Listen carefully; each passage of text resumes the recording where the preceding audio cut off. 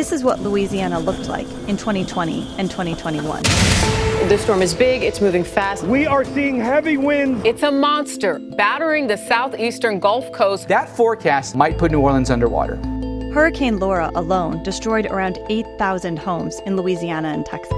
It devastated entire communities and caused up to $12 billion in damages. Unfortunately, these types of storms are our new normal. Evacuations underway right now ahead of a direct impact in Florida from Hurricane Milton. Stuffing whatever they can carry into trash bags. It'll be a long road, because everybody knows it, too.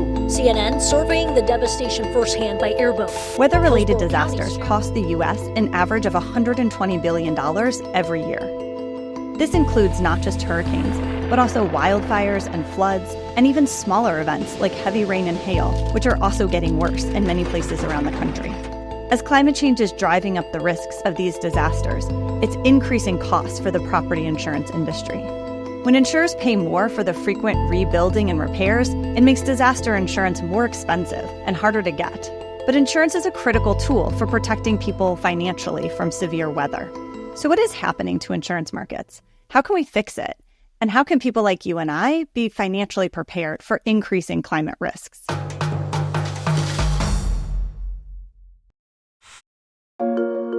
Over 20 million people per year have been displaced by extreme weather-related events since 2008. This growing risk of weather-related disasters is fueled by climate change and our continued emissions. Climate-related disasters impose enormous costs on households, businesses, and communities. Most households can't handle the financial burden of these crises on their own. That's why we have disaster insurance. Insurance provides financial protection, helping people repair and rebuild.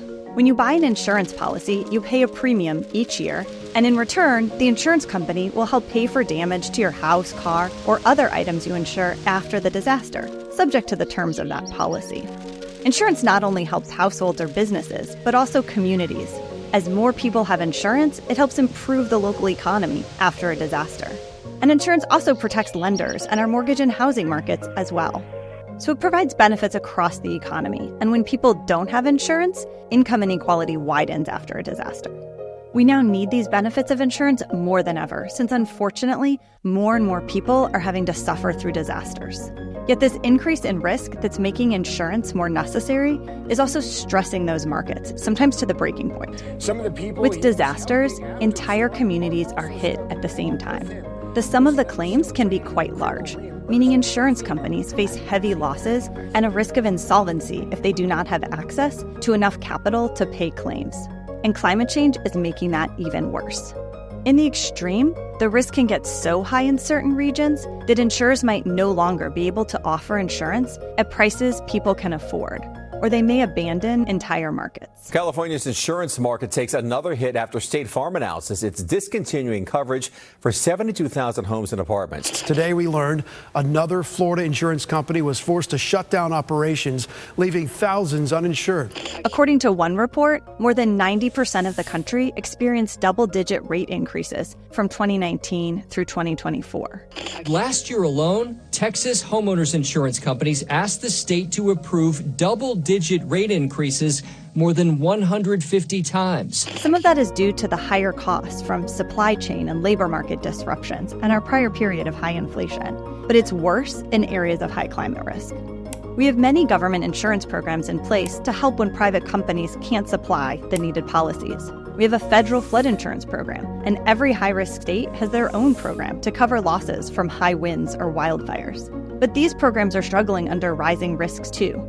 Some of them are raising their rates to keep up, and an active debate is emerging as to how much risk should be borne by the public sector and subsidized by other taxpayers. These questions about insurance are important because there are few other sources of funding for recovery. Federal aid for households, if it's available, is slow and insufficient. It is not a substitute for insurance.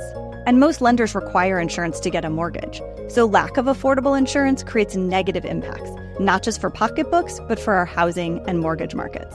So what can we do? Well, there are many things, starting with broader education and awareness of the risks people face, why they need insurance, and what type of insurance they should secure. More importantly, we need to do a lot more to invest in lowering the risk of climate extremes. The crisis in our insurance market should be a warning sign that risks have gotten too high. This means stronger building codes and better land use decisions with climate in mind. The Biden administration has put more funds than ever into helping state and local governments invest in managing their risk, funding projects like green and great infrastructure, for example. But there's still more need than dollars. So we need to continue to mobilize more capital for risk reduction and ensure public dollars get to the places that need them.